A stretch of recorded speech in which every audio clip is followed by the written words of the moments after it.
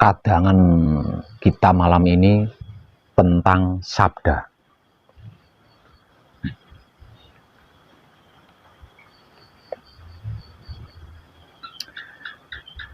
Apa itu sabda? Arti kata sabda adalah kata atau kata-kata atau perkataan. Arti maksud daripada sabda adalah kata atau kata-kata atau perkataan yang sebelum dikatakan itu sudah dipikir dengan baik, sudah dibatin dengan jeli.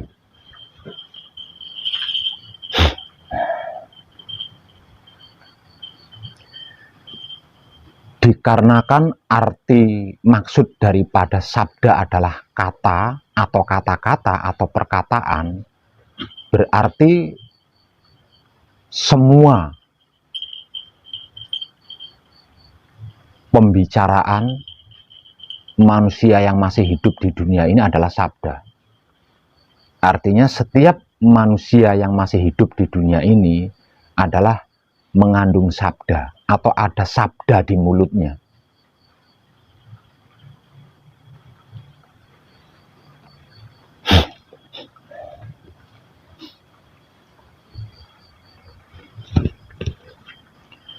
Kalau arti maksud daripada bersabda berarti berkata-kata.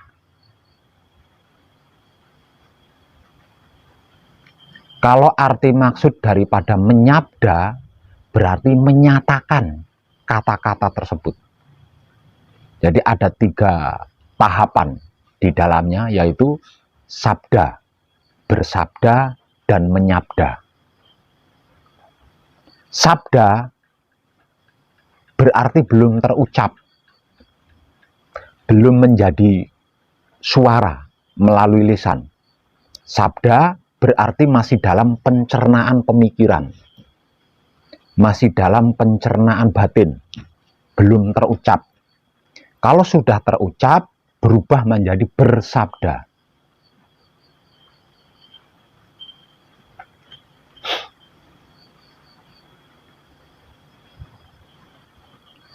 Kalau menyatakan atau membuktikan apa yang dikatakan itu disebut menyabda.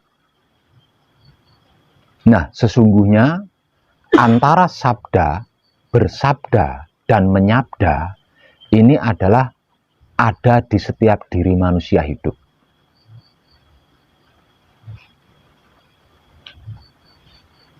Sebab itu orang bijak mengatakan mulutmu adalah harimaumu. Maka berhati-hatilah dengan kata-kata kita, karena sesungguhnya kata-kata kita adalah sabda.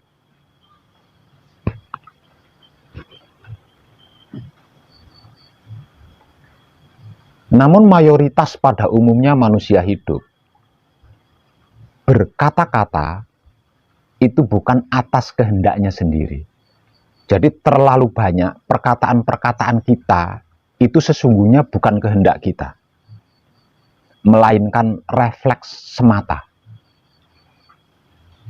Karena apa? Karena perkataan yang sesungguhnya itu adalah kata-kata yang direnungkan terlebih dahulu, kata-kata yang sudah dipikirkan terlebih dahulu. Kalau tidak melalui pemikiran-pemikiran, kalau tidak melalui perenungan-perenungan, sesungguhnya itu bukan kata-kata. Dan itu bukan kehendak kita. Melainkan hanya sebatas refleks semata.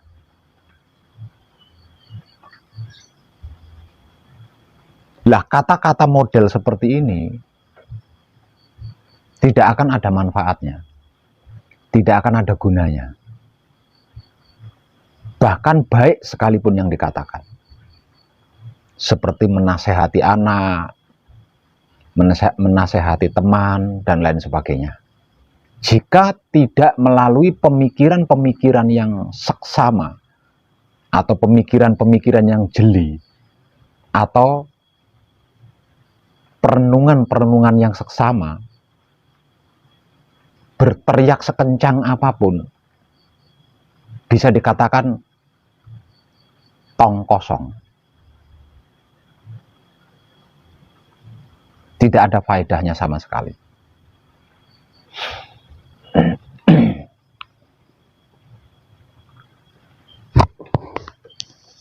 Lah, khusus untuk putra,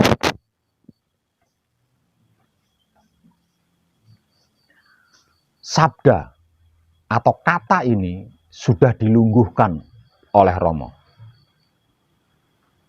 dalam bait kekudangan kedua. Setelah wujud tubuh seorang putra dilungguhkan atau ditegaskan sebagai kitab suci sejati, ada makna, juga kata-kata atau suaranya seorang putra dilungguhkan, sabdanya menjadi wulangreh sejati.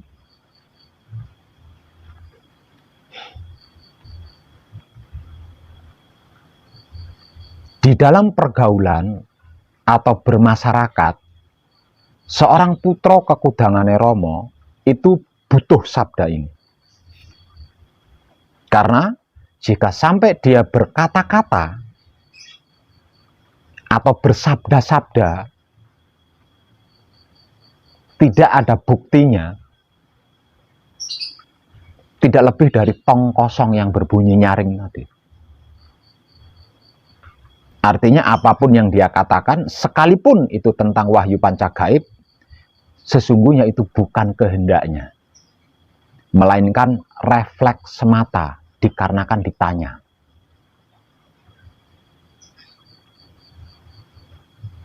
Terlebih lagi ketika menghadapi sesuatu, tidak akan ada wujudnya, tidak akan ada buktinya, tidak akan ada penyelesaiannya jika kata-katanya tidak melalui kesadaran.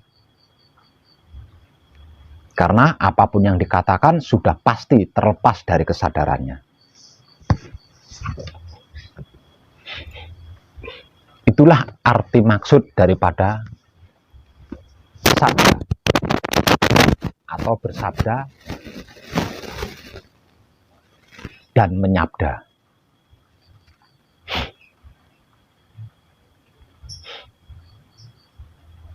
Terkait informasi dari saya tentang menyelesaikan masalah, tentang menyembuhkan penyakit, apapun itu masalahnya, apapun itu penyakitnya. Nah, ini terkait erat dengan yang namanya menyabda. Sedangkan menyabda, kalau belum mengerti dan memahami hakikat daripada bersabda, ya tidak akan ada buktinya. Tidak akan ada kenyataannya. Sedangkan bersabda, kalau belum mengerti dan memahami arti maksud daripada sabda, ya tong kosong berbunyi nyaring.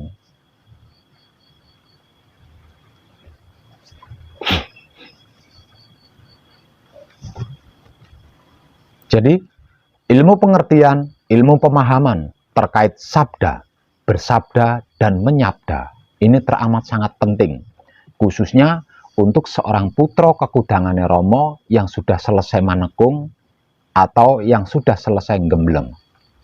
Karena ketika seorang putra kekudangane Romo yang sudah selesai manekung atau gembleng berkeluarga, bergaul, bermasyarakat, kedudukan sabda, bersabda, dan menyabda ini amat sangat penting perannya. Karena apa? Karena seorang putra kekudangane Romo wujudnya adalah kitab suci sejati ada makna. ucapannya adalah Wulangres sejati, tingkah lakunya adalah berbudi bawa laksono. Jika belum mengerti, belum memahami, apalagi belum menyadari arti maksud kedudukan sabda, bersabda dan menyabda, sudah pasti tidak berbeda dengan orang awam. Jadi kita harus merubah gaya bicara kita. Kita harus merubah kebiasaan-kebiasaan bicara kita. Dengan cara atau teknik, sebelum berbicara, maka kata-kata yang akan dibicarakan, renungilah terlebih dahulu dengan dalam atau dengan baik. Karena jika apa yang kita katakan itu tidak ada buktinya, tidak terbukti dan tidak bisa dibuktikan, sudah pasti orang yang mendengarkan tidak akan percaya.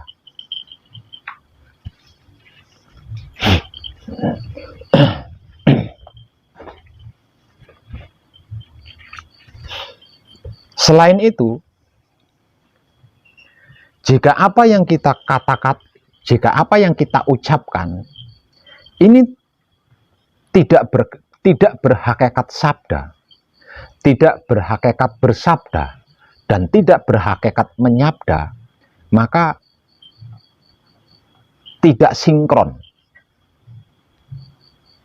dengan wahyu pancagaib kita, tidak sinkron dengan wahyu pancalaku kita. Karena wahyu pancagaib kita adalah sabda Tuhan. Wahyu pancalaku kita sabda Tuhan. Kalau perkataan-perkataan kita terlepas dari yang disebut sabda, bersabda dan menyabda, berarti kita sudah ingkar dari sabda Tuhan tersebut. Ditambah lagi dengan penegasan bahwa wujud kita adalah kitab suci sejati, ada makna. Ucapan kita adalah Wulangres sejati, dan tingkah laku kita adalah berbudi bawa laksono. Jika sampai pengucapan kita tidak mengandung sabda, tidak mengandung bersabda, tidak mengandung menyabda, sudah pasti itu ada perhitungannya.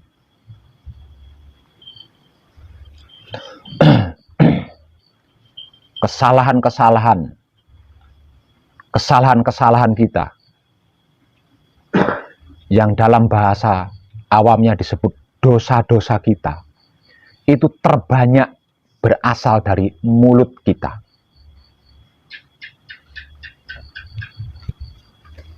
Karena lebih sering mulut kita itu berucap bukan atas kehendak kita. Artinya tidak melalui perenungan yang mendalam.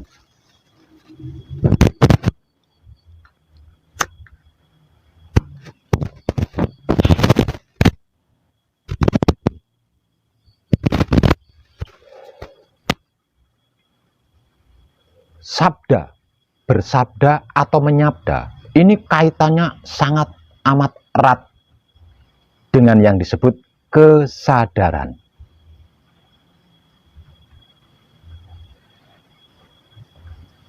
Karena berkendaraan dengan kesadaran inilah sesungguhnya sabda, bersabda, dan menyabda itu pergi.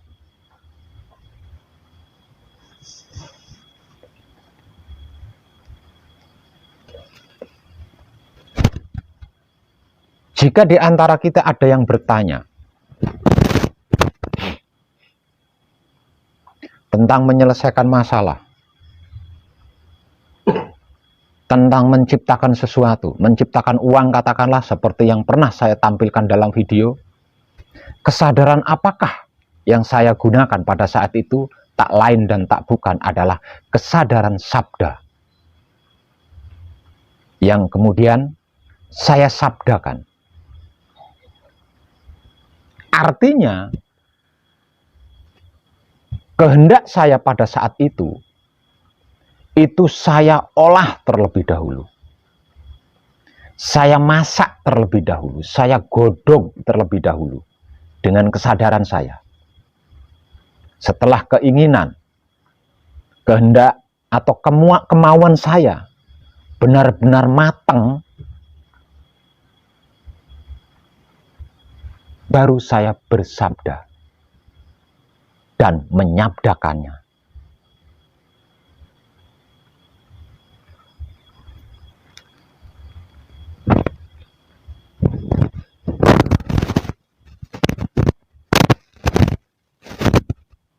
Lalu, pertanyaan berikutnya, kesadaran sabda, kesadaran bersabda, kesadaran menyabda itu kesadaran yang seperti apa? Ini agak rumit diungkap. Kecuali jika seorang putra kekudangan Romo itu mendapat amanah untuk membantu asmo sejatinya. Seorang kadang lungguh kepada diri pribadinya.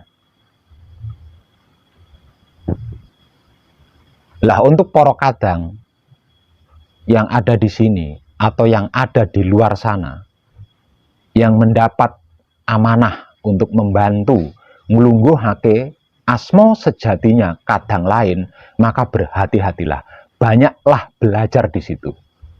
Karena proses awal hingga akhir itu adalah prosesnya sabda, bersabda dan menyabda.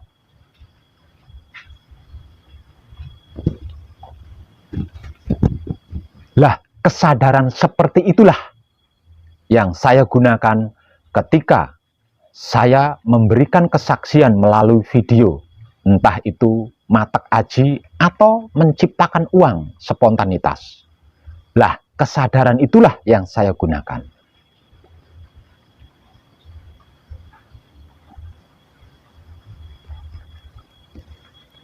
Coba pelajari proses nglungguhake asmo dari awal sampai akhir.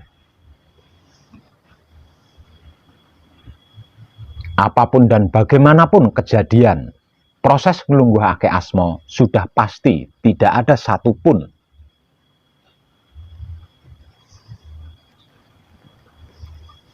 yang lepas dari perenungan panjenengan sendiri sebelum melakukan proses nglungguhake asmo.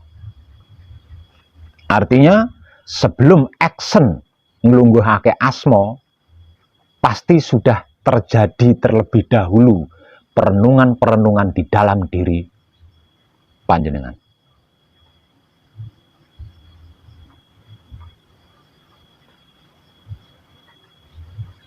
Dan perenungan-perenungan itulah yang merubah kata-kata yang keluar dari mulut panjenengan menjadi bersabda. Dikarenakan sabda yang keluar dari mulut itu menjadi bersabda, maka kejadiannya menjadi menyabda, menjadi kenyataan. Kenyataannya apa? Kenyataannya mau blekak-blekuk model apapun ketika proses nglungguhake asmo, dan setelah selesai asmonya dilungguhkan, yang asmo sejatinya dilungguhkan mendapatkan klik.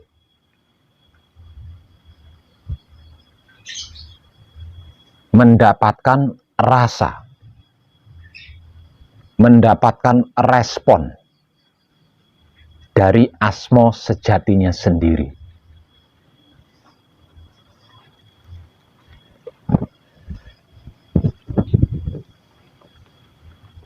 Walaupun kata-katanya mungkin suaranya kecil, tidak lantang, atau kata-katanya tersendat-sendat, tidak lancar, Atau mungkin kata-katanya tidak lengkap.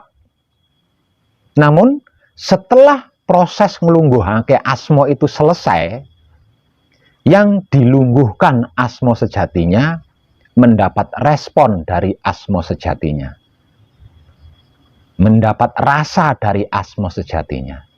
Artinya sabda yang disabdakan berhasil.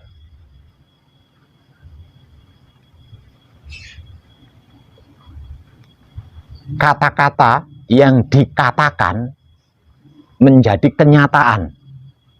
Arti maksudnya, kata-kata yang dikatakan menjadi kenyataan. Kenyataannya apa? Kenyataannya yang dilungguhkan asma sejatinya mendapat respon. Itu kenyataannya. Mendapat rasa, mendapat tenang, mendapat pergerakan. Itu kenyataannya. Lah, kesadaran itulah yang seharusnya digunakan ketika menyabda. Jika bukan kesadaran itu yang digunakan ketika menyabda, ya tidak ada kenyataannya. Tidak ada kenyataannya. Sekalipun ada kenyataannya jarak beberapa hari kemudian. Tidak spontanitas di saat menyabda.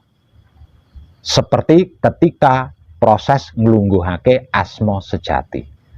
Proses nglungguhake asma sejati, kenyataannya kan spontanitas. Artinya seketika itu. Tidak nunggu beberapa jam kemudian atau beberapa hari kemudian.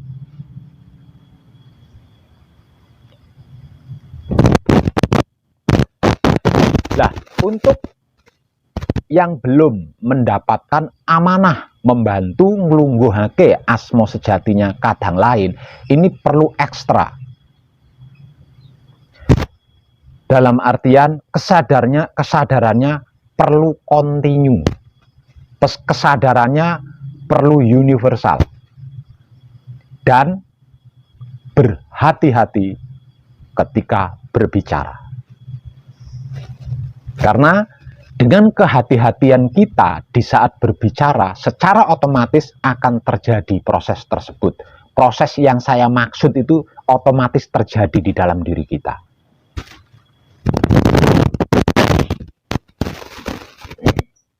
Simpel katanya, sabda adalah kata-kata yang berhasil direnungkan. Simpel kata, sabda adalah kata-kata yang berhasil direnungkan. Sedangkan bersabda adalah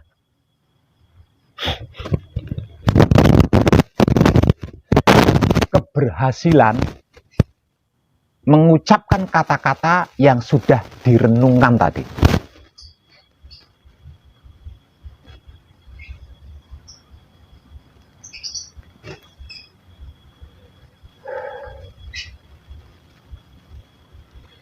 Dikarenakan kata-kata sebelum dikatakan sudah direnungkan terlebih dahulu, efeknya, resikonya, maksudnya seperti itu.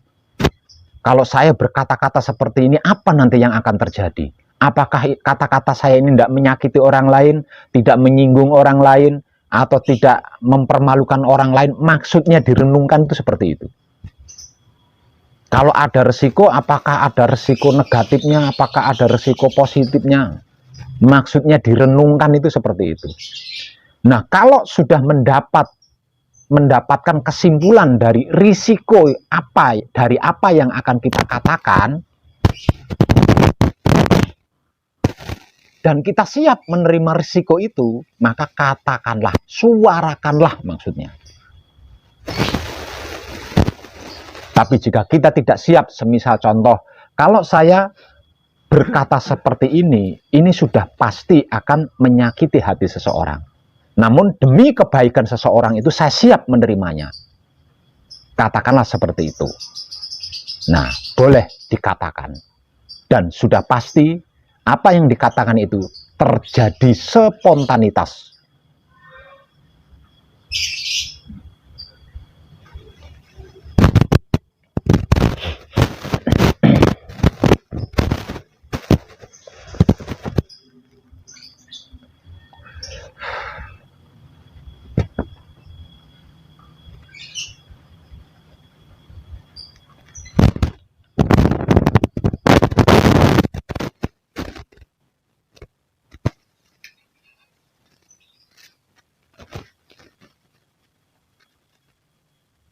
Tentang menyabda, ini ada banyak saya tulis di dalam buku yang selalu saya hadiahkan kepada siapapun yang berhasil menyelesaikan manekung atau gembleng. Suatu saat kalau panjenengan sudah selesai, panjenengan akan mendapatkan buku itu. Maka pelajari.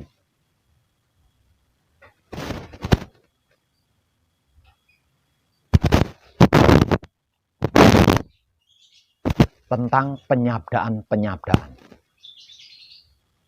yang saya tulis di dalam buku tersebut. Dan ketika panjenengan menyabda, maka sikon yang dibutuhkan adalah sikon seperti barusan yang saya informasikan.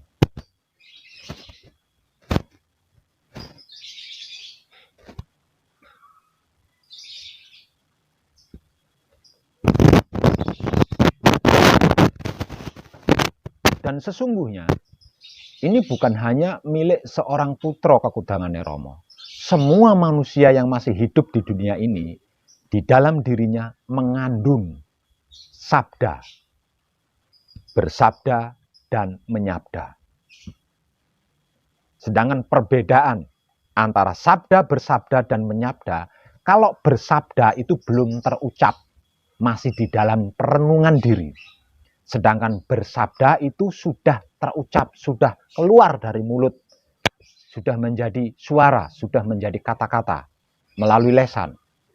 Sedangkan menyabda itu adalah kliknya daripada apa yang dikatakan.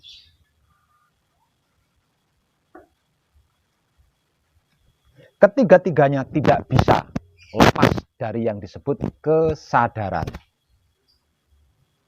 Artinya, untuk yang belum mendapat amanah membantu nglungguhake asma sejatinya kadang lain, untuk menguasainya dibutuhkan atau diperlukan kesadaran kontinu. Kesadaran kontinu yang universal.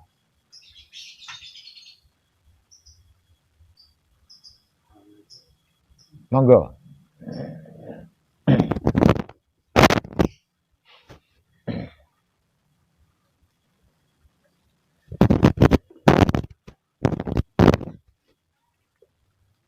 Lenggah berkurien.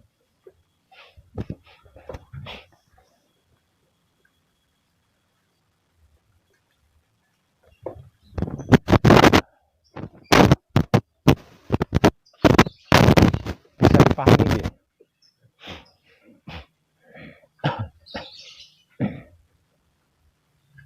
Jadi untuk panjenengan yang sudah mendapatkan amanah membantu nglungguhake asma sejatinya kadang lain, maka pelajari dengan baik ketika panjenengan sedang melakukan proses nglungguhake asma sejati. Karena di dalamnya ada sabda, ada bersabda, dan ada menyabda.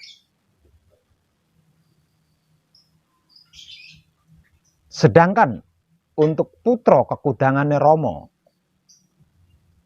yang belum mendapatkan